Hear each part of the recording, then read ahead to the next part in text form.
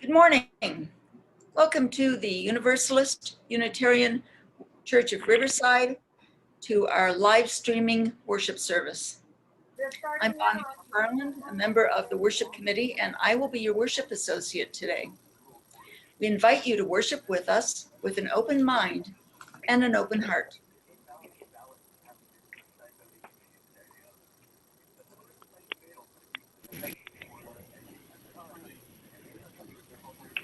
As we enter into sacred time created by our presence and shared intent, I invite you to get comfortable, turn down your phones or other distracting devices.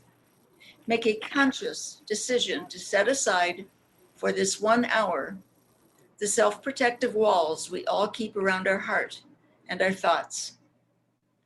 Let us remember and explore together what has drawn us to this faith, or learn what this faith is about.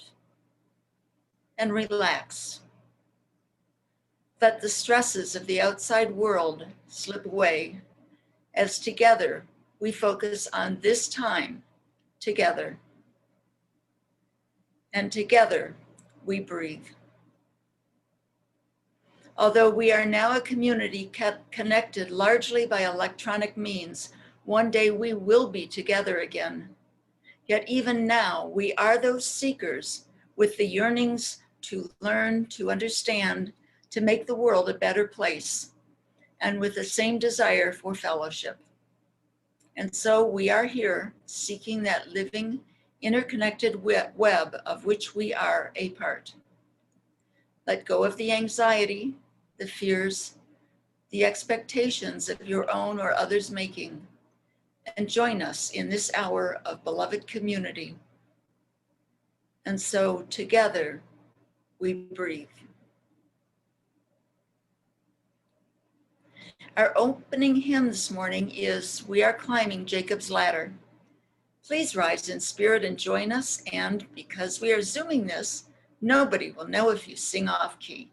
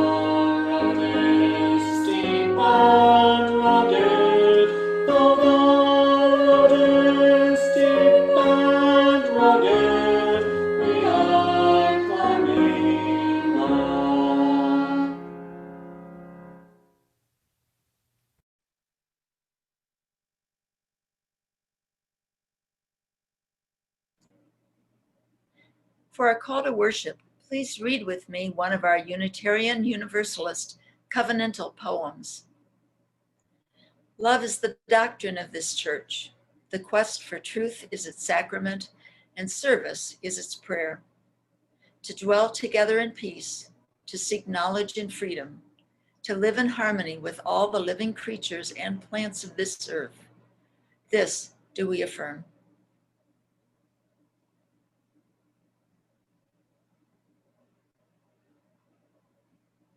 This morning, we have Joan DeArtemis with us again, and the title of her sermon is Burning Down the House.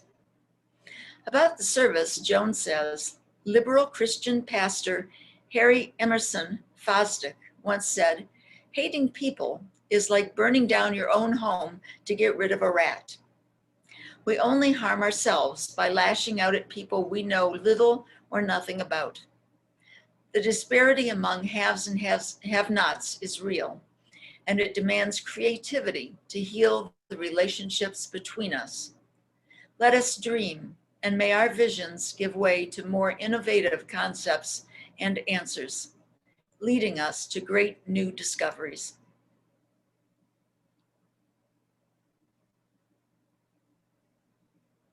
Joan DeArtemis is a former frequent guest speaker at UUCR, and we are always pleased to welcome her back again. She currently resides in Massachusetts, where she serves as intern minister for UU of Wellesley Hills. However, through the magic of 21st century technology, she can be with us today.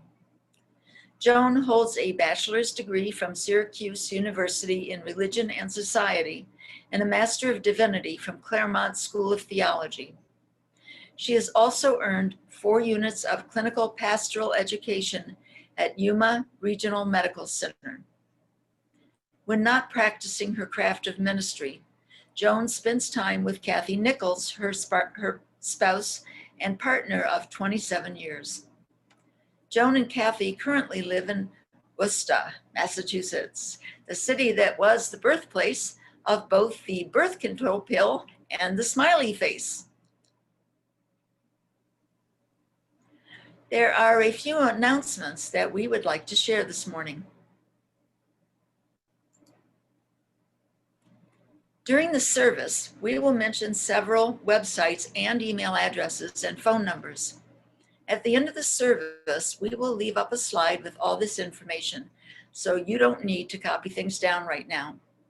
However, for those needing the information by auditory means, they will be announced verbally during the service.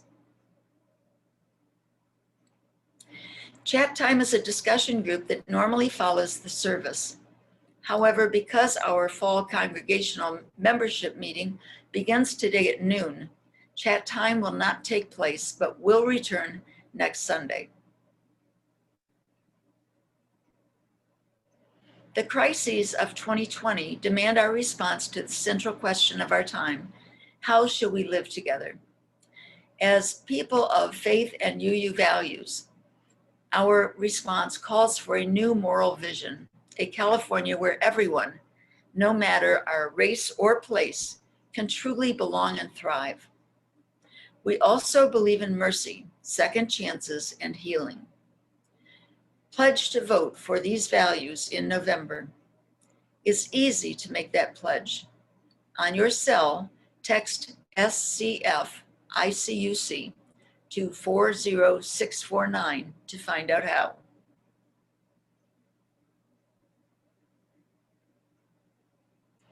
On October 20th, Riverside County moved back into the more restrictive Tier 1 or purple tier of the governor's 4-tier plan towards reopening.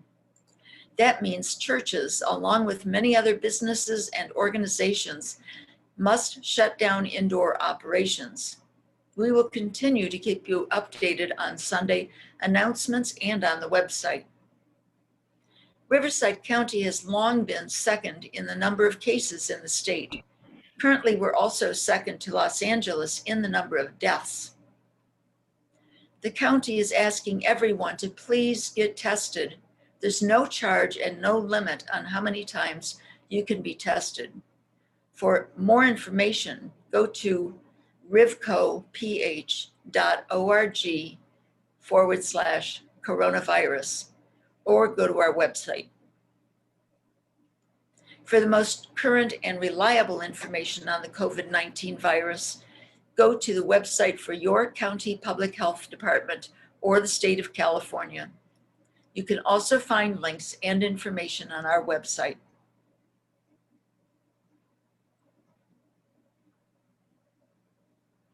The monthly UUCR newsletter comes out the first of every month by email and per request by postal mail.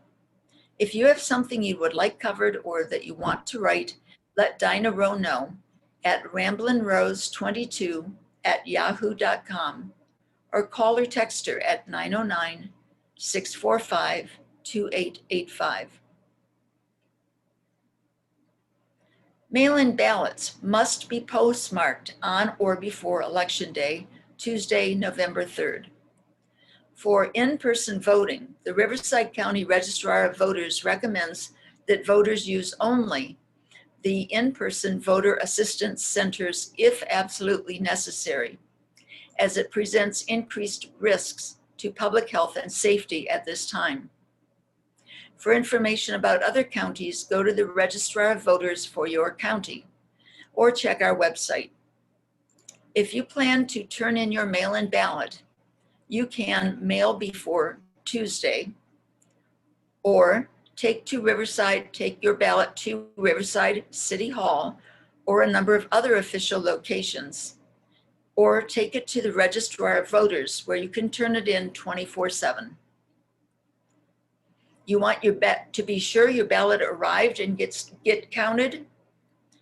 Go to California.ballottrax, it's BALLOTTRAX.net/voter/.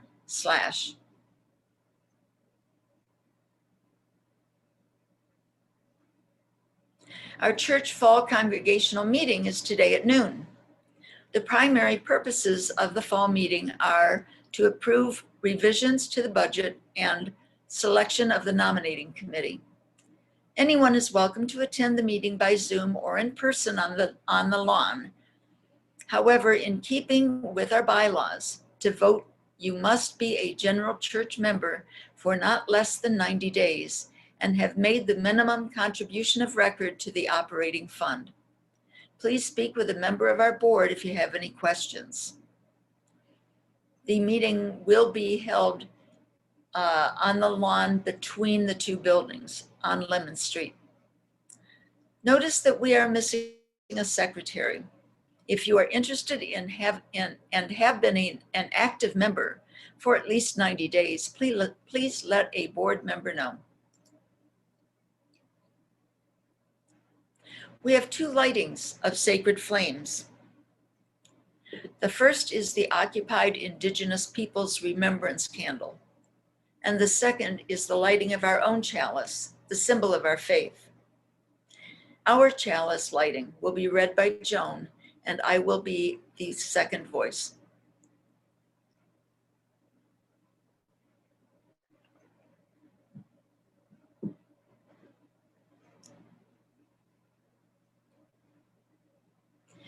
Let us acknowledge that we walk upon the traditional territories of the Maranga, the original peoples of this land, who continue to cry out for justice and self-determination. In honor of the Maranga people, we, the Universalist Unitarian Church of Riverside, light this sacred flame as the stewards of this sacred and holy place. We are blessed with a space and opportunity to strive to live out our common principles, to bring justice, equity, and compassion into our daily lives, to resist all that threatens the earth and her people, and to live out our dream of a world community of peace, liberty, and justice for all. Let these thoughts carry us forth as we journey and worship together.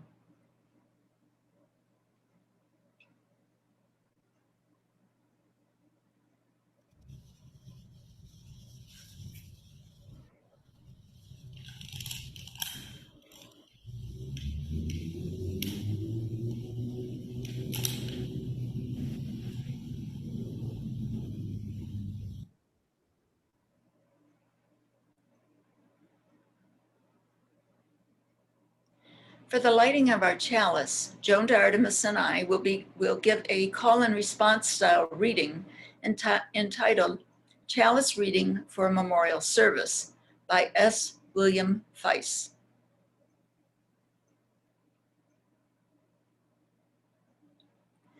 We light this flame as our fervent plea to brighten the dark corners of our hearts.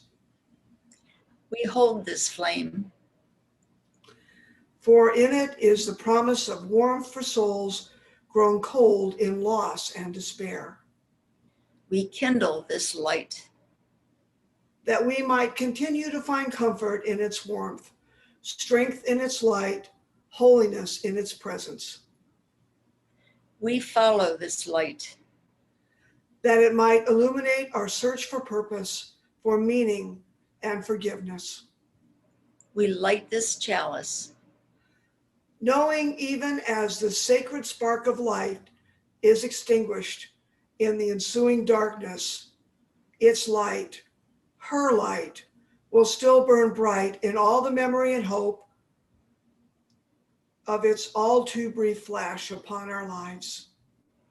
We light this flame of life, of love and truth for the divine promise of healing hearts.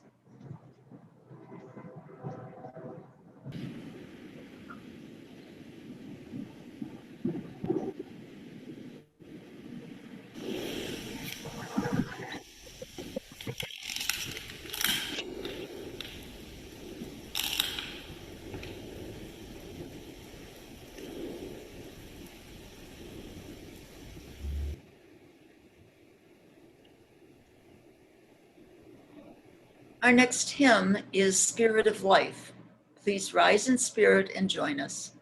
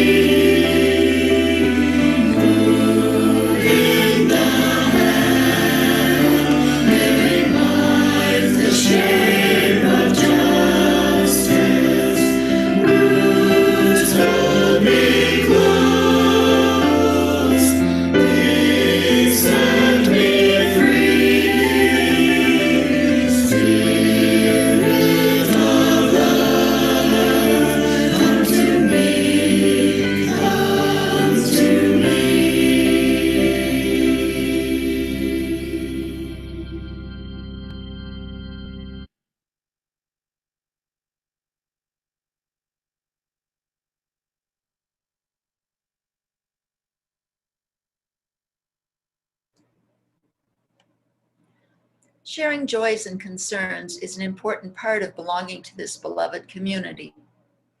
On the first Sunday of each month, we will share with you the joys and concerns that we have received throughout the month. Please be sure to email or text your joys and concerns throughout the month to Dinah Rowe, our Caring Network coordinator. You can call or text her at 909-645-2885. There's a Swedish proverb that says, shared joy is a double joy. Shared sorrow is half sorrow. Although this meditation is rooted in many societies. Throughout history, after battle, warriors gathered around a campfire and talked about their wins, their losses, the valor they witnessed, the bravery.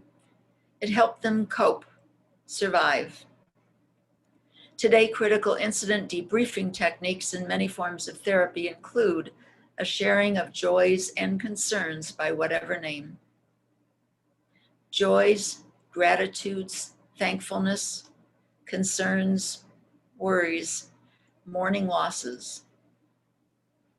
On first Sundays, we place a symbolic stone in our water chalice for the joys and concerns we have shared, and in recognition of those we hold close and have not shared.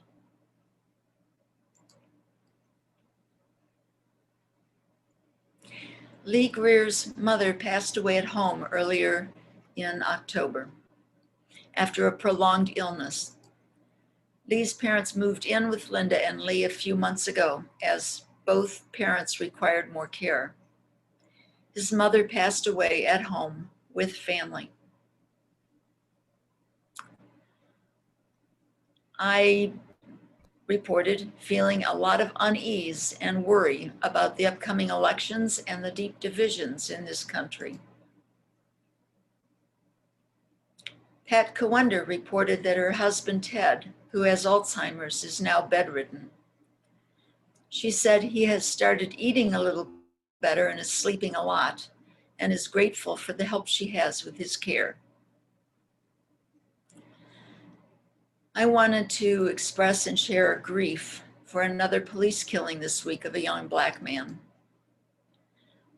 Walter Wallace Jr. suffered from bipolar disorder and was in treatment.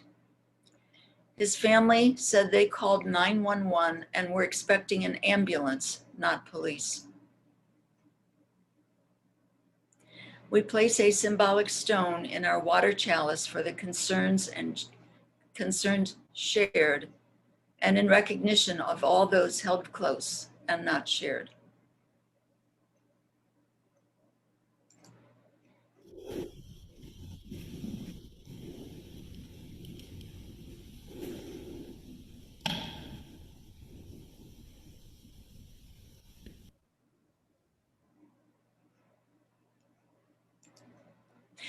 Well, I had to share that I am so glad this election is hopefully almost over. Dinah reported that she is thankful that no one we know of within our congregation has contracted the virus. It is said that joy shared is multiplied. We place a symbolic stone in our water chalice for the joys we have shared and all those we have not.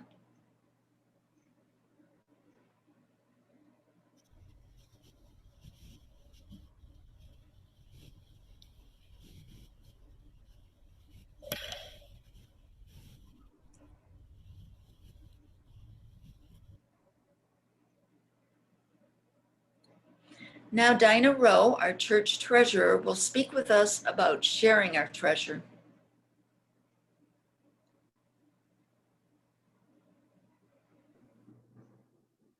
Good morning.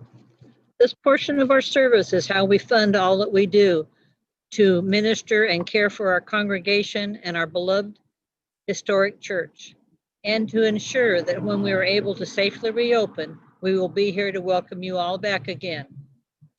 A reminder that even though the church is not allowed to reopen at this time, the church expenses continue.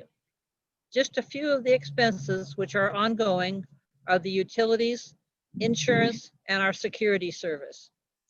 Our administrator, Robert, pays the bills and answers inquiries to the church, plus other administrative duties as needed. Our accountant Laura has pointed out that the church income is down, so please make sure your pledge is current. You can mail your pledge and donations to the church office, and please no cash. Our church office address will be shown later in this program. Another fundraiser for our church is Stater Brothers grocery cards. The church earns a percentage. When you pay for a card, the church earns a percentage of that card. Please contact me or the church office to purchase Stater Brothers cards. And if you have trouble coming into the office, we can mail them to you. For those of you who have purchased Amazon gift cards, another way to help is when making purchases through Amazon. Go to smile.amazon.com and be sure to have the smile, and then choose Universalist Unitarian Church as your charity. We receive 0.5% of your qualifying purchases, and by using an Amazon script card, we receive a purchase from both. I will be taking orders for script cards again as the holidays approach. Gift cards make good gifts to put in your holiday cards. Please donate as the Spirit moves you by whatever method works best for you. Thank you for your generosity, and to those who give of their time and their talent, thank you for your generous care and attention. Our next hymn is From You I Receive. Please rise again in spirit and join us. We will sing this one through 3 times.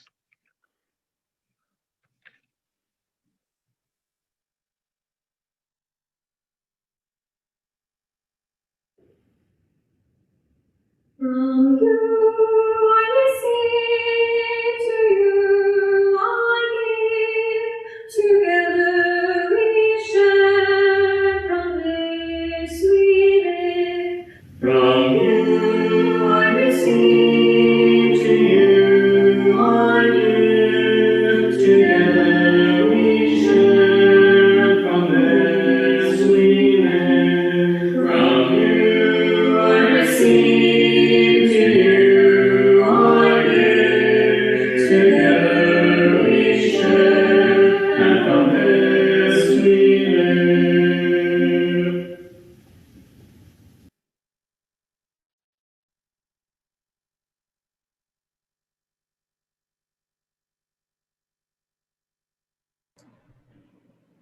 Thank you, Dinah. Joan DeArtemis will read to us now a prayer for living intention, and I do think there's a bit of that around right now. She will follow this with the sermon and the benediction. Joan? If we have any hope of transforming the world and changing ourselves, we must be bold enough to step into our discomfort, brave enough to be clumsy there, loving enough to forgive ourselves and others.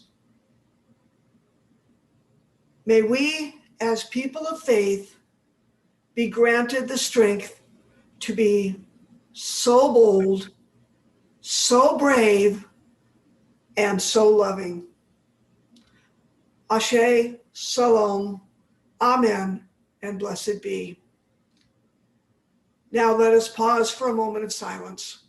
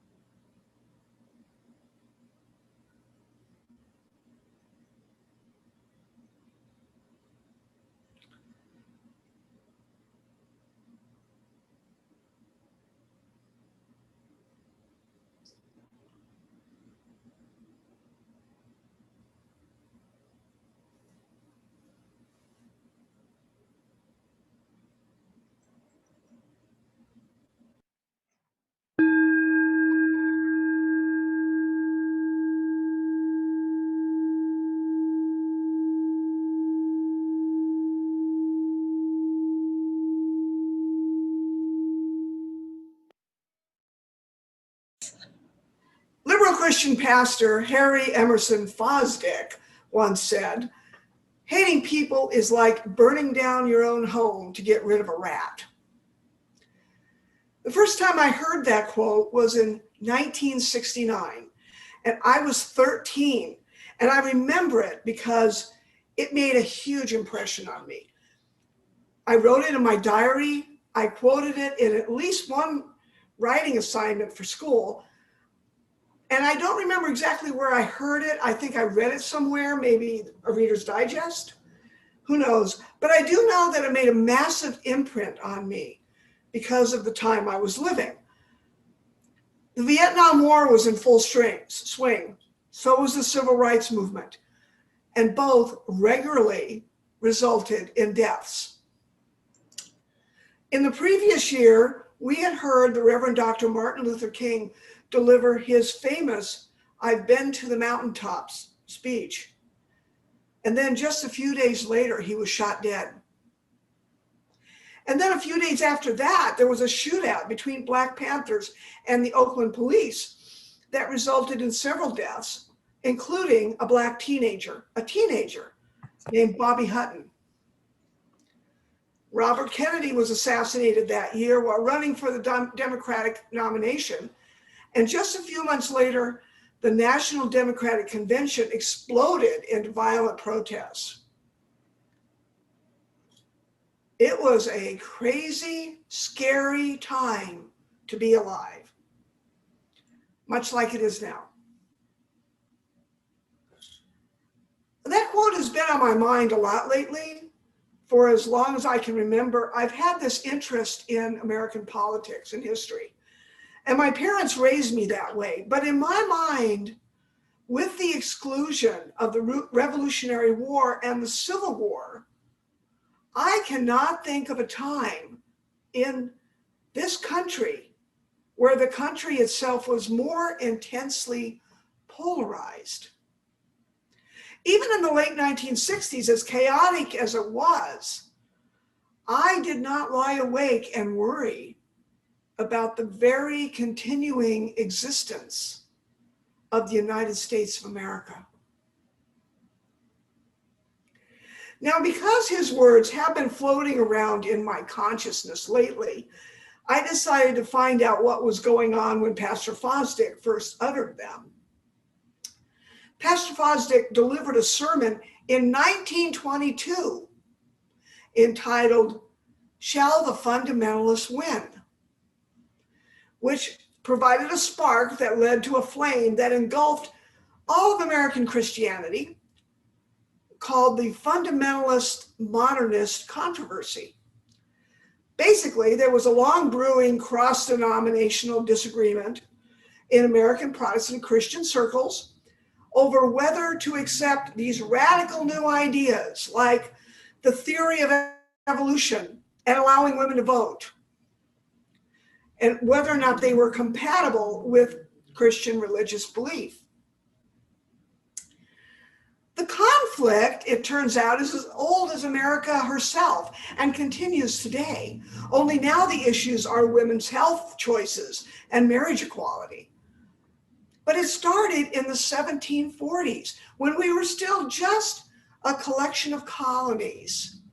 And it was then known as the old side, new side controversy. And at that time, it was more about who was permitted to preach in the colonies. Was it okay for itinerant preachers to go from place to place without any formal denominational approval or even without college degrees? That was how it started. And it evolved through Pastor Fosdick's time in the 1920s. It had an effect because in 1920, several US states legally banned the teaching of evolution in their state, in public schools, for a time. And like I said, it still goes on. Even today, most churches have a conservative branch and a liberal branch. Fundamentalist Christians still exist, and many of them have broken away from more mainstream denominations and have started their own churches, because even conservative churches are not conservative enough. This story of this schism is as old as the United States itself. And in fact, it is a part of our history as Unitarian Universalists, because both the Unitarians and the Universalists specifically rejected the Puritan fundamentalism. We literally now exist in this country because of that. And it also appears that this schism has taken a central role in US politics. And it is somewhat frustrating to me anyway, because our Constitution guarantees a separation of church and state. However, because of this, I think that the schism continues to exist. We don't have a state religion here, and hopefully never will. People here choose their religion. And it turns out in much the same way that we choose the brand of soda we drink. We choose it based on a lot of things, but one thing that figures highly, I think, is that the choice we make is made because we feel a sense of belonging and kinship with the people with whom we worship. And I think we tend to vote in the ways we do for much the same reason. It's not always about who has the best policy proposals. It's often because one person is more relatable to us than another. I remember when I was a kid, people would tell me, never bring up religion or politics unless you're looking for a fight.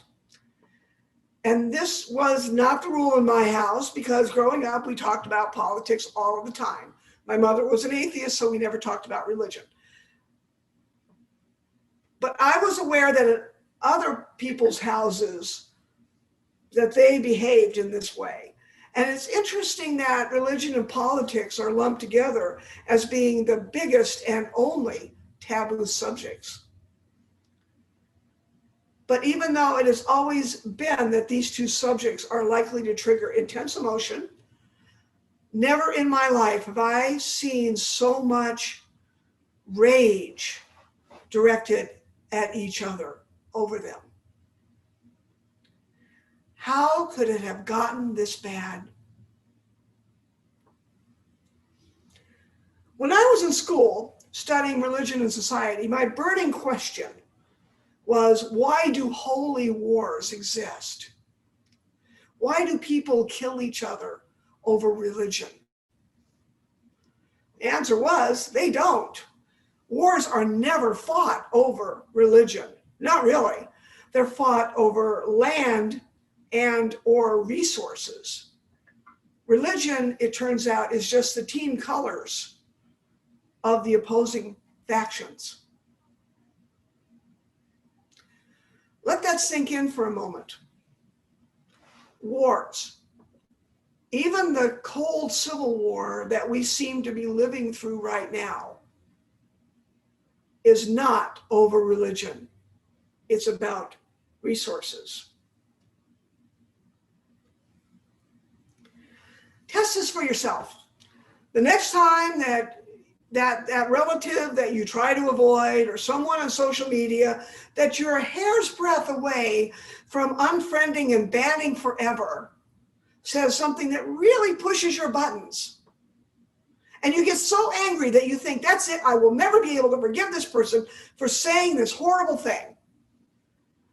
Just take a deep breath for a moment and ask yourself, what possible economic stresses might this person be under? And how might their political choices possibly be influenced by these economic stresses? The fact is, economic inequality in the US is higher now than in any developed nation. And it has been on a steep incline since the 1960s, since I first heard that quote. And the rate at which the gap between the so-called haves and have-nots has increased yearly throughout the late 20th century. But during the years from 2007 and 2016, it had actually begun to decline ever so slightly.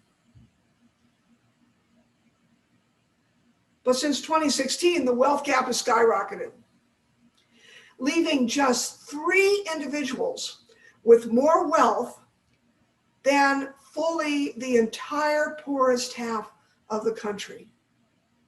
Just 3 individuals. Let that sink in for a minute too.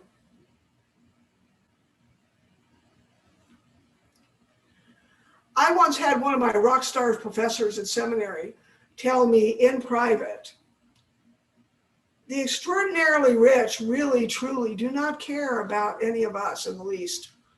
They only care about protecting their wealth. And it is in their best interest to keep us always fighting amongst ourselves. So what are we supposed to do? We are going to have an election in just 2 days. And I do not know how it's going to turn out, and neither do you. And I do not know what we're seeing. Oh, I do know that what we're seeing is the highest turnout ever. People are very engaged. And there's also a lot of anxiety about it. Now, there's a lot of different things that can happen in the days and weeks after the election, no matter how the day turns out. But one thing is for certain, we cannot keep going in the way we have been going. We can't keep hating one another, because hating people is like burning down your own home to get rid of a rat. Only in this case, our home is the whole country. And the people on the other side are not rats. They are our fellow Americans. And just for the record, I do not approve of using anything except humane methods to control even real rodents. One thing that is making this whole situation even more volatile is COVID-19, which is not going to just go away no matter what anyone has told you. And herd immunity is really just a nice way of saying culling the herd of the sick, the old, and the weak. COVID-19 is going to be here throughout the winter, and it is only going to get worse. And so is climate change. This is reality. So what are we supposed to do about it? What can we do except fight the so-called other side? I talked to a friend and colleague from seminary last week, and it was a video call, and she left me so inspired. I hadn't talked to her in over a year, and a lot had happened. When COVID-19 hit, she knew she was pregnant, and her first thought was for herself and her baby. So she got a job where she could work from home. And then when her baby got closer, she quit that job and started her own little online business so she could make just a little more money, but at the same time have more flexibility for her baby. And then she had her baby at home with a midwife. And she also had these little bundles of medicinal herbs hanging all over her office. It was adorable. She rarely goes out, but when she does, she wears a mask. She has her food and everything else she needs delivered. She loves having the time to spend with her new baby, and she is living her best life. I asked her how it was having a tiny baby and all of this, and she said, I made life. I made a person, a whole new person came out of me. And she was so happy and so joyous. In fact, I have never seen her that happy. At no point did she complain about not being able to go out or about the political situation. She'd already voted. Everything with her was all good. Why do I bring this up? Because truly, it's much easier to live with others when you have forgiven them. It's much easier to heal yourself when you have forgiven others. It is much easier to heal when you're not angry. You do not forgive other people who have wronged you because they deserve it or you expect them to do better, because there's no guarantee they will. You forgive them so that you yourself can heal. And you can't live your best life if you're dwelling on people. And you can't go, if you can't let go of that anger, if you can't let go of that anger, you will not take care of yourself and your loved ones the way you need to. So here's what I want to leave you with. This is our country. We are the government. So if you have not done so yet, vote. If you have voted, see what you can do to help someone else who has not. They've got some hurdle. Help them. If your candidate wins, candidates, because there's more than one candidate on the ballot, if they win, great. Be a gracious winner. Have compassion for those whose candidates did not win. If your candidate loses, don't give up. Make the best of the situation as it is. Continue to work for good. Continue to do your activism, but continue to be safe and be healthy. And above all, no matter what, live your best life, no matter who wins. It is a rare privilege to be able to live in a democracy such as ours. Embrace it, the good and the bad, because the conflict is built into our system. It's how it works. It is what makes us stronger, not weaker. And please, don't burn down our house in the process. Our closing hymn is Let It Be a Dance. And please let it be a dance. Please rise in spirit and join us.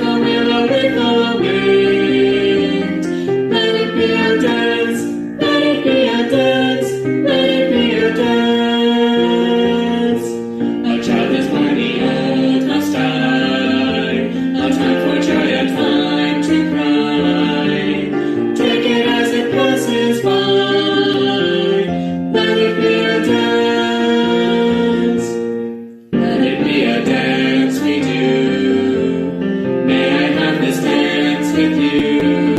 Through the good times and the bad times too. Let it be a dance.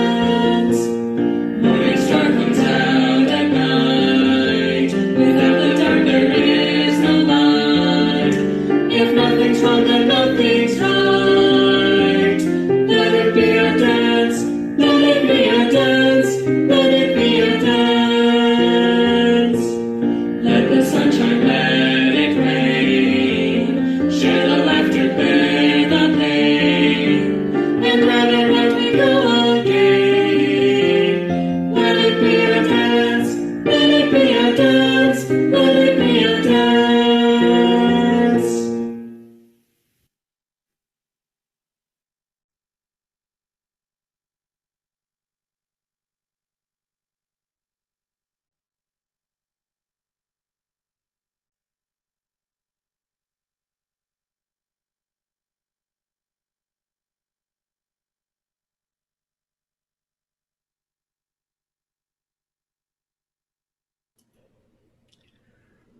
For our benediction, please close your eyes and reach out to each other in your thoughts.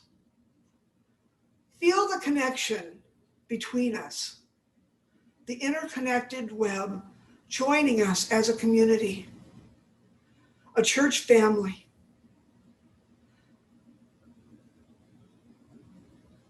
There is too much hardship in this world not to find joy every day. There is too much injustice in this world not to right the balance every day.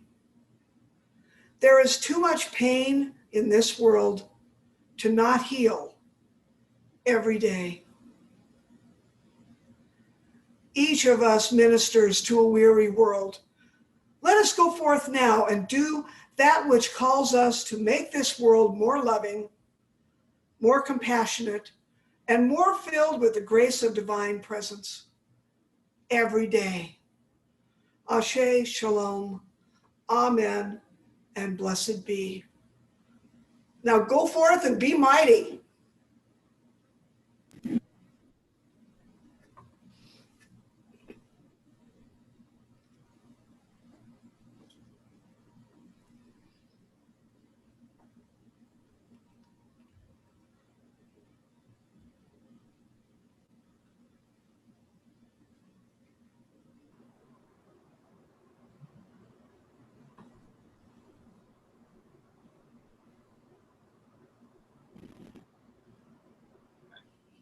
Thank you.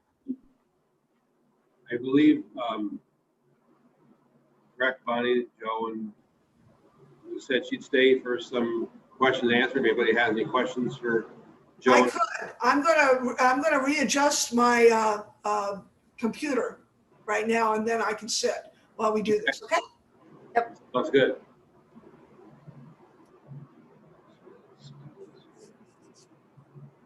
There's all the contact. We've got some good questions for you. This is a difficult time, but I can certainly understand not wanting to burn the house down. And everybody should be able to unmute themselves if they'd like to speak.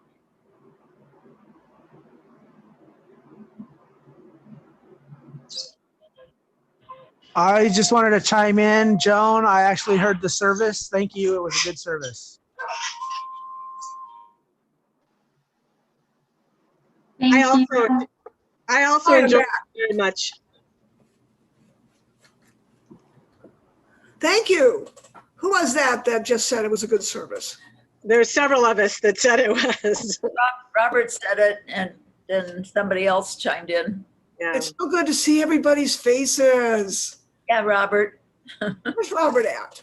He's Daffy Duck down there. Hi, Daffy Duck. That's Baby Huey. Baby Come on, Huey, old yes. timers. You should know Baby Huey. I know. It's so good to see everybody's faces. Thank you for inviting me. I'm so glad that we were able to work this out, and we have her actually planned again for next month. So everybody stay tuned. Yay. Oh, there's Finn. Hi, Finn.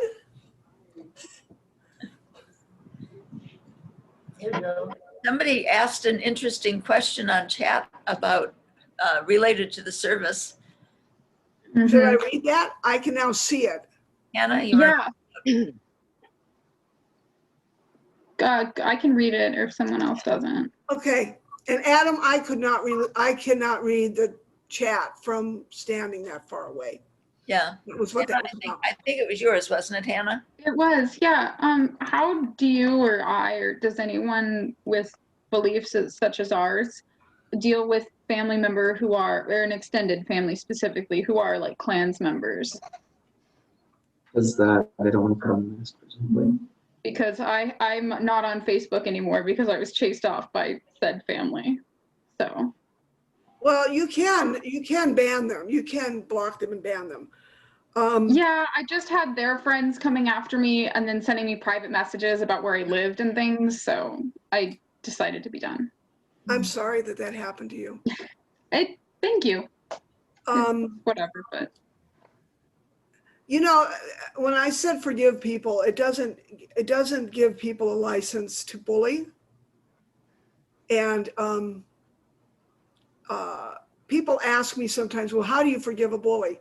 Well, for one thing, you get away from them and you set boundaries around them, and you don't let them continue to bully you. But when you're safe, you do not let them to continue to bully you by hanging on to the harm that they've done, even when they're not there. So I'm sorry that happened to you. I really am. thank you. It doesn't affect me much. I don't think about it often. I just, when you're bringing up like blocking people on social media and having to consider that, like maybe my situation is a little more extreme than like what you're referring to, but it's still, difficult to deal with that, I guess, even conceptually. Just like, oh, we're sending out Christmas cards. Well, let's not send anything to that part of the family and let's do other things. Well, there's a long-standing thing. Is the ground still in there? You got to take the grounds out. Where are that side of the family? Do you know where they came from originally? I mean, I know they're American, but where did their ancestors come from? I don't know per se. I know that most of them are currently in Tennessee and I'm in California, so I'm not like particularly concerned, but it was their friends who were more aggressive. One of the things that happened in the South after the Civil War is poor white people found themselves in competition for jobs with freed slaves. And so the rich white people said, you know what? I can hire a freed slave for less money than I can hire you, because they'll work for almost nothing. And so a rivalry between poor white people and freed slaves started out. And it is to this day, there are a lot of poor white people in the South who are very, very, they blame everything on Black folks. And it's really because they're poor. It comes down to economic. It always comes, even if the economics are their fault. Yeah, it's still how. Even though, it's still, Black folks have become a handy scapegoat for everything. I think Bonnie has her hand up. Yeah. I believe that it went beyond that just occurring, that there was because Black freed slaves were starting to get some power. They were starting to get involved in the politics of the region. They were getting involved in commercial ventures and so on. And that just ex-slaveholders and the capitalists, that just could not be allowed. So they actively started pitting the people and against each other so they could manipulate them. You have your Okay. Yeah. That's interesting. so- I hadn't thought about that. I mean, just know that it's just don't, I mean, forgive them in your heart, but don't let them bully you. No. Tinka? Um, Thank you. Hannah, I just wanted to share, I'm not saying that this is something you have to do. I'm just sharing my own experience. I had, for a variety of other reasons, nothing at all political, family dynamics, wound up being, I guess, disowned, or however you want to say it, kicked out of my family of origin, and close sisters, you know, I mean, like close family members, not extended family. And it was a very painful time for me. And what I did was, the reason I'm saying this is because you mentioned like Christmas coming up, and it's like, well, not hard to them. I just want to share what I did was I intentionally sent Christmas cards, birthday cards, Mother's Day cards, you know, holiday cards that normally I would send. I sent it with, I hope you're doing well, I love you, you know, just positive things going out. And I did that for about, well, with one sister, I did it about 6 years before I got any kind of a response back, a card back or a phone call or anything, wanting to try and repair what had been done. The other sister, who is, both of these two sisters are currently dying of lung cancer. So one of the sisters I have reconnected, and when I heard she went into like had cancer treatments for a year long, I sent a card every week to her. And after about 9 months of getting I hope you're doing well, I'm thinking of you kind of a thing, she contacted me. The other sister, who is, like I said, also dying of lung cancer, still won't talk to me, says she doesn't want me at her funeral, you know, things like that. So part of it was an acceptance, because I cannot change them. I can't change their beliefs. I can't change, you know, whatever happened or they thought happened in their mind, whatever offense, I can't do anything about that. I came from the position that they are in some type of pain. It manifests itself in anger, but pain is where it really comes from, pain and fear. And so I just tried to be, as the Course in Miracles has really helped me with this. I just tried to be in a loving frame of mind. I, you know, send that out there and basically not expecting anything back, because if I have an expectation and it doesn't happen, then now I'm, you know, having negative pieces. I just simply take my love and I put it out there, and I try to send it out without any expectations. That's how I got through a very painful riff, you know, and I can't say that, that's why I said I can't, how do I put this? The outcome is beyond my control. All I can do is take care of myself, put that out there, be the loving and forgiving person that I want someone else to be. And so I did send cards, and I did, you know, do the other. So I just wanted to share that with you. Thank you. I'm sorry about your sisters, but thank you for sharing that.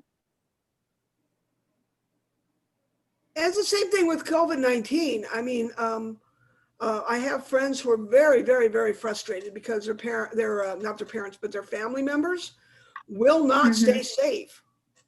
They just refuse. They just will not take it seriously. And I tell them, just keep yourself safe. Keep yourself away from them. Keep yourself safe. And, you know, if you're going to be home a lot, pick up a musical instrument or grow herbs at home or do something you always wanted to do. You know, I mean, seriously. And let them, you know, let them figure it out. But you enjoy, you live your best life. And in the case of that one woman, stay home, play with your baby. This is a gift. Oh, I am. That's your baby? Yeah.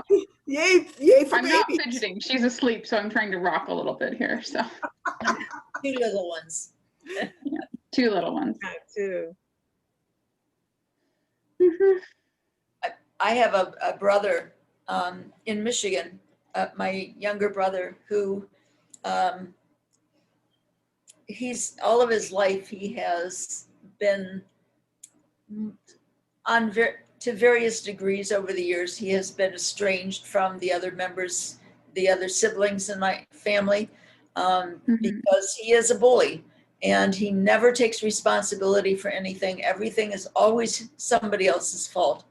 And as a consequence, he's had 2 divorces and lost relationships for periods of time with his daughters, one up with each marriage. And it's just caused, and so of course, you know who he's voting for because he doesn't take any responsibility and he's a bully. Who does that remind you of? And so now and then he, on my Facebook page, he will make snide comments, and sometimes it was getting to be increasingly vile comments on my postings. And I once in a while I would try responding in some kind, rational way, and he would get worse. So I just quit responding altogether, and that probably is part of the reason why I have stopped going on Facebook very much right now, probably until after the election. But and I thought maybe I could just block it, but to do that, I just am not at a place where I could do that to my brother. Yeah. But it's, it is so hard because we grew up in the same family, and he wasn't always this bad, but he's isolated himself from everybody. And so the influence of the family is, and of course that's all our fault. And yeah. Of course it is. Well, I don't have any siblings, but I do have friends that I've had for a really long time. It turns out, because I grew up in El Monte, we had actual Nazis in El Monte. We had a house, the Nazi house. And as the years have gone by, I really, I see Alec laughing. You can find pictures of it. Just Google Nazi house El Monte and you'll find pictures of it on the internet. Wow.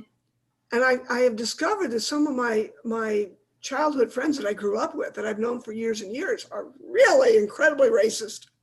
Seriously. And what I do is when they make comments, I just scroll past them. If they'll show me pictures of their animals or they'll say nice things, then I'll respond to it. But as soon as they get into the racist stuff, it's like, okay, well, I have a really well-developed muscle. I do these thumb from scrolling my phone because I'm just not gonna absorb it.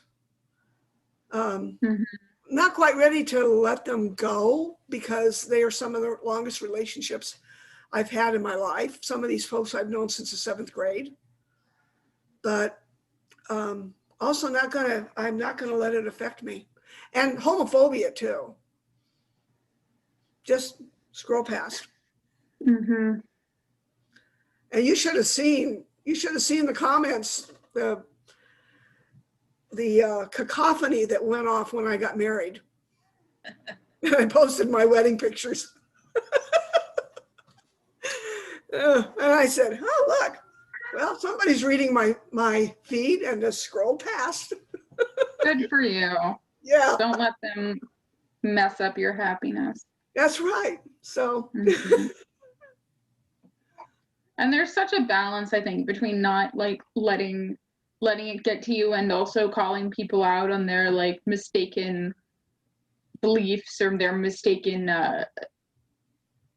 actions. It's a balance. It's a other words that aren't coming to my brain. But anyway. There's only so much energy I have for that. I might call them out once or twice, but at some point, people are curating the news that they get. They're being very intentional about, I will only accept as truth from these sources. And, you know, if they've shared something from the Epoch Times or something, I'm not even going to bother reading it, you know? So I'm as guilty as they are. I'm not going to read what they're posting either. So there's just no reason, until they're ready to reach out to me and ask me a question, like, how do you feel about this? If they do that, I will give them an honest answer, but I'm not going to engage them. I don't have the bandwidth for it. And I don't think there's any point. No. And it leaves me more able to be positive and loving. Does that make sense? I can't, if I'm bringing in a lot of hatred and a lot of anger, I can't then turn around and put out that. I can only filter so much. So, You know, Bonnie, I think we are going to need to help each other for quite some time to come, because I think we've had 4 years of real active increasing the divisions and the hate and fear in our society. And it has been astounding to me to see that as the president worked on increasing the focus on the divisions and stoking that fear and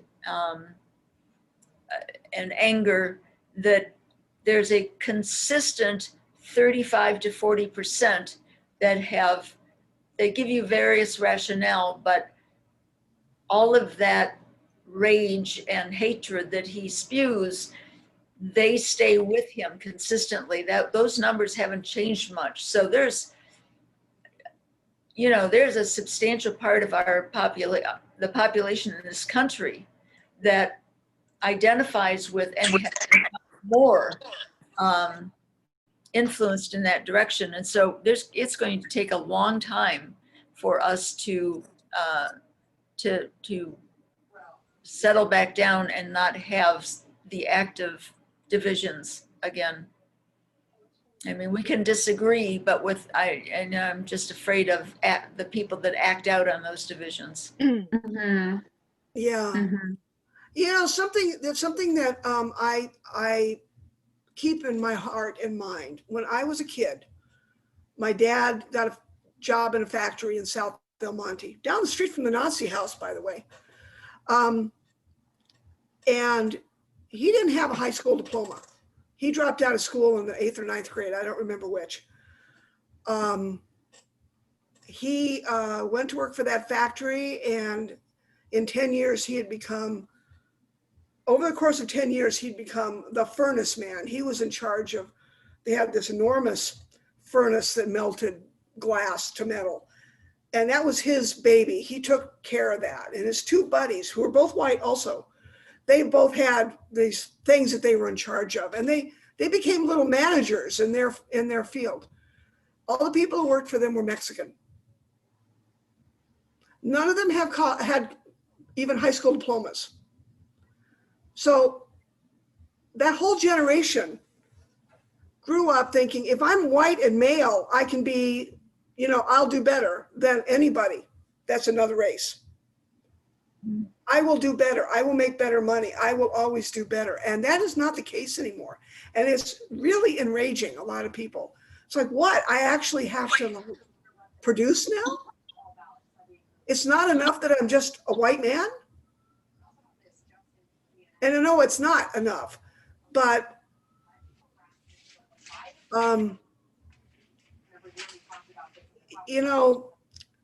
it's not enough anymore. And it's producing a lot of rage, I think. I really do. This too shall pass. Tinka?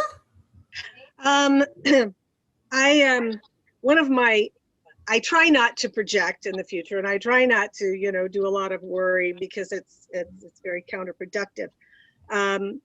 But there is this thing in my heart, this fear in my heart that says, what if after the election, Trump is reelected? You know, I mean, I went through that once, and it's like, oh no, it could happen again. So for me personally, like I said, I have no control over the outcome. For me personally, starting with the Women's March the day after the inauguration, I got busy and I started working and organizing and, you know, protesting and writing and calling. And night before last was the last act, sort of political act of this election that I did. And that was a group of us went to the overpass over the 91 freeway and had signs that were lit up, you know, that to our last sort of protest kind of a thing about the vote. And I do, for me personally, I feel like I have done absolutely everything that I could have done. And I've become much more informed, activated in terms of local politics as well as national politics.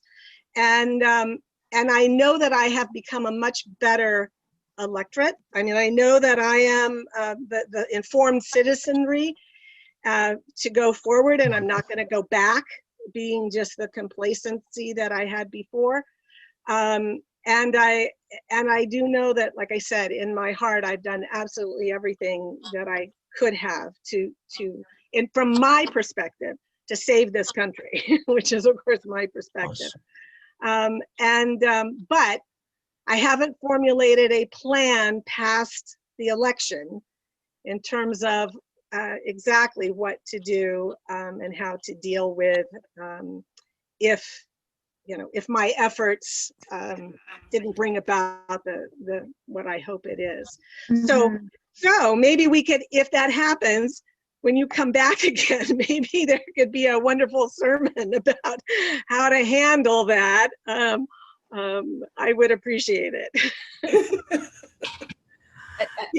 I want you to tell one thing before anybody leaves, and that is talk about how many UU churches there are in the area where you live, in the state. Okay, I'm in Massachusetts, and I'm 3,000 miles away. You know, I grew up in Southern California, and I lived there for years and years and years. Massachusetts is like UU Vatican. The headquarters is in Boston. And I kid you not, when you go out into rural Massachusetts, every little town has a great big UU church with a big rainbow flag in front of it. I am not kidding. And it is a weird situation. It's like, and the whole community is more UU. Everything is more UU here.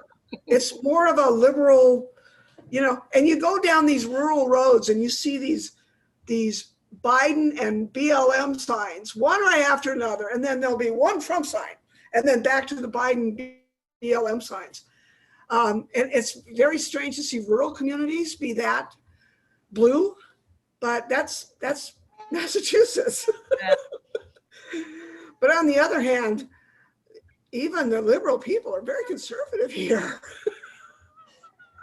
We're so used to people saying, "You're a what?"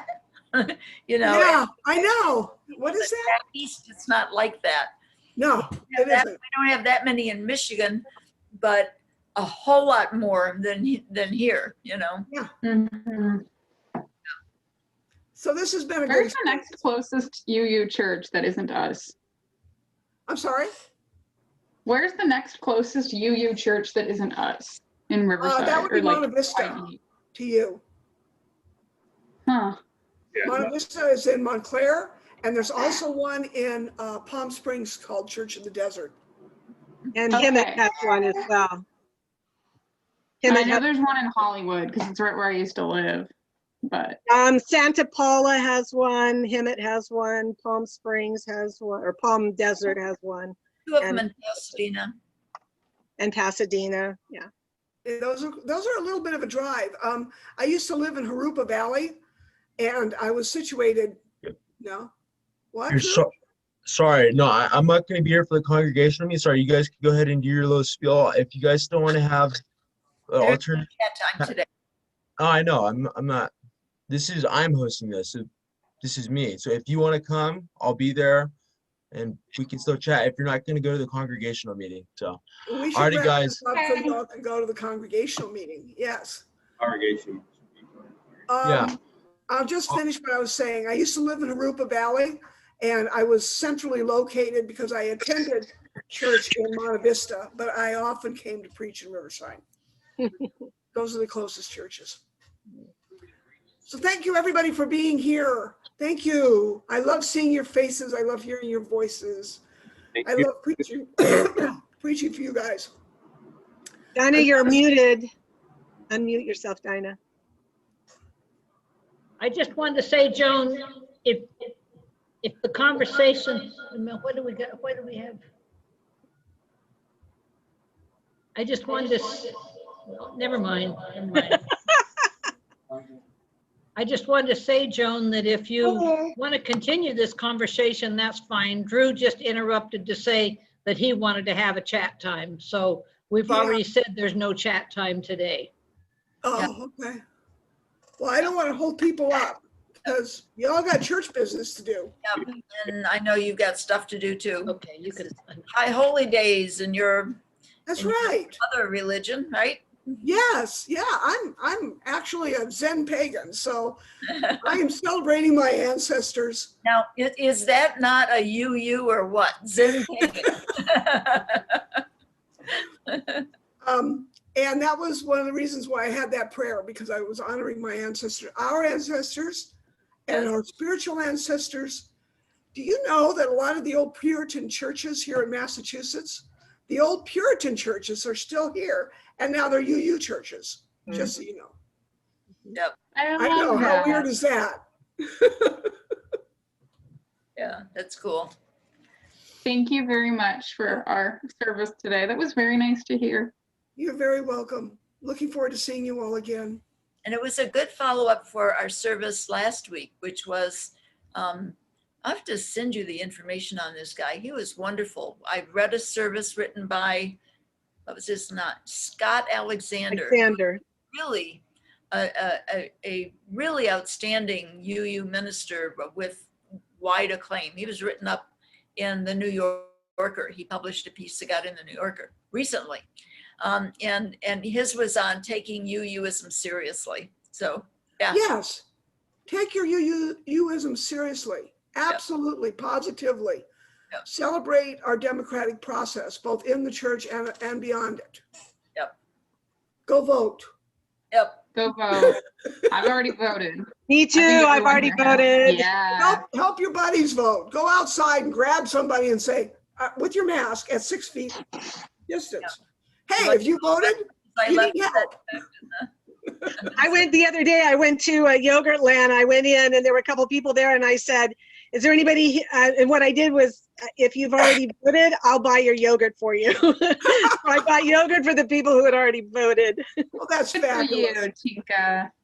I have a early vote, early ballot. We're going to fill it out.